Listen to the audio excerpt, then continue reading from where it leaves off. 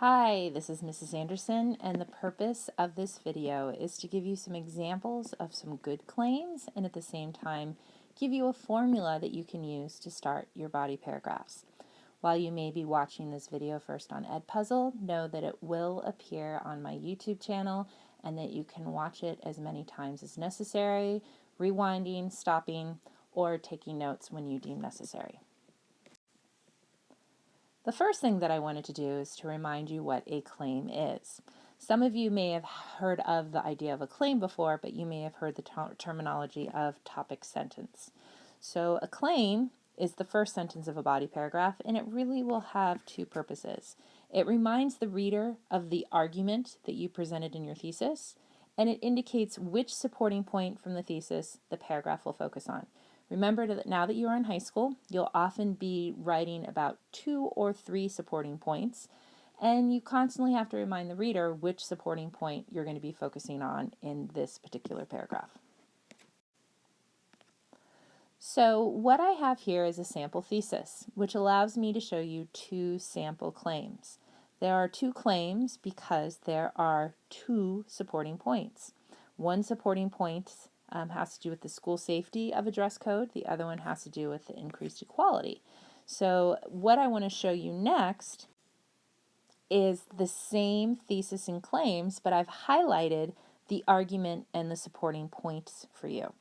So notice that in each claim, the idea that schools should enforce a dress code is carried down, and then each claim also represents one of the supporting points. The first one talks about school safety, and then the second one talks about increased equality, or here it says equitable, which is a synonym of increased equality.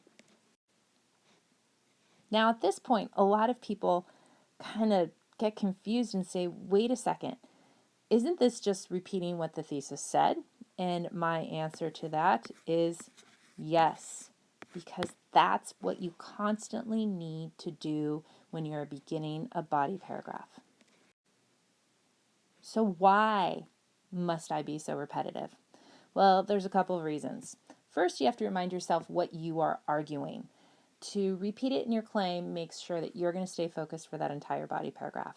Second, you need to remind the reader, which in most cases is me, what you're arguing. I'm reading a lot of papers, and I'm reading a lot of body paragraphs, and I'm not always reading the entire essay continuously. So you constantly have to remind me when I get to the beginning of a body paragraph what you are arguing and which supporting point you're on.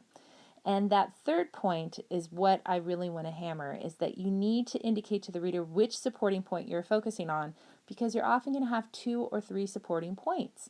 And I have to know which one you're focusing on this body paragraph, because each body paragraph gets its own distinct supporting point.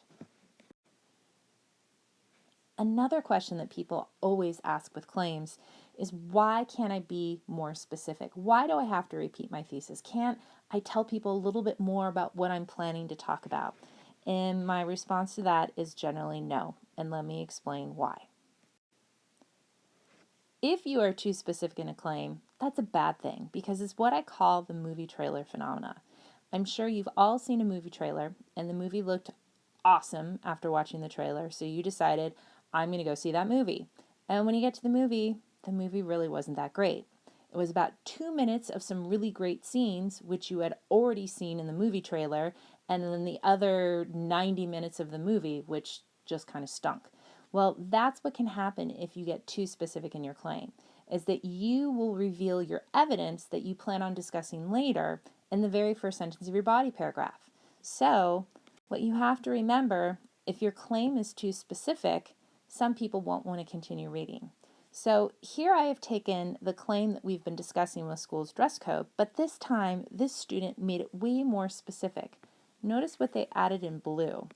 They added this detail about school safety means that students can no longer conceal guns in their belt lines. And this blue part is way too specific and something that I'm going to suggest you remove, because it refers to evidence that's probably going to come later in the paragraph. Why would the reader need or want to continue reading if they've just revealed everything they were planning to say at the very first sentence of their paragraph? So I wanted to show you something other than this dress code argument claim. So what I'm giving you now is a thesis statement from Romeo and Juliet. And again, the argument is in blue and the supporting points are yellow. The argument here is that people in love behave irrationally, which is something that I am sure you can understand even if you've not read Romeo and Juliet. They give two supporting points, which is why there are two body paragraphs. The first claim is going to discuss the first supporting point, which is about Romeo's hasty decision. The second claim is going to talk about the second supporting point, which was Juliet's absurd request. What I wanted to point out in this particular example is the words in red. So if you look at those words in red, I'm pointing those out to you for a reason. And the reason why I'm pointing out those red words is the following, that they are synonyms. So instead of saying often, this reader said sometimes. Instead of saying irrationally, this writer said unreasonably. Instead of ridiculous, they changed it to absurd. Using synonyms or rewording things is a great way to prevent saying the exact same thing as your thesis. So if you look at this again, you can see how their claims don't look exactly like what they just said because they're using synonyms to replace the keywords and some of their supporting point ideas. So the last thing I wanted to leave you with is a claim formula, because a lot of people I know kind of suffer writer's block and they don't know how to begin that body paragraph. So here's a suggestion for you. Think of this claim formula just like you have a formula in math that you plug and chug things in. So my suggestion is that you take your supporting point, you use a word like demonstrates, shows, proves, that, and then you tell me what your argument is. Then, after you get that figured out, you can use some synonyms to kind of jazz it up or make it a little bit different from your original thesis. So we're going to see how that works with this thesis statement. I thought you'd appreciate this because this particular thesis argues that in Ticket to Ride, John Q. Public suggests that 16-year-olds should get a new car on their birthdays. He shows this through teens' increased responsibility and decreased dependence. So what I have to do is to first determine what my supporting points are. And I have two, increased responsibility and decreased dependence.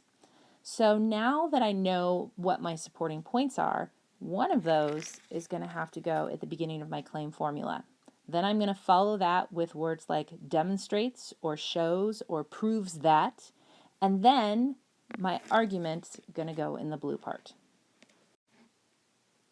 So here you can see my finished product. So my first claim is right here. And it says, teens' increased responsibility proves that 16-year-olds should get a new car on their birthdays. And notice that I'm calling this my first attempt at a claim. Why is it my first attempt? Because my claims can be better if I use synonyms. So I'm taking a word like teen and I'm replacing it with teenagers. I'm taking increased and I'm making it heightened.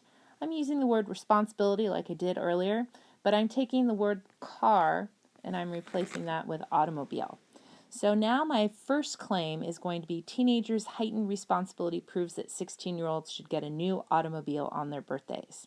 So I have a good start to my first body paragraph, and then I can proceed with my lead-in now that my reader is perfectly clear about what I'm writing, and now that I, the writer, am perfectly clear about what I'm writing. So I hope you found this helpful, and I hope that you have better claims in the future.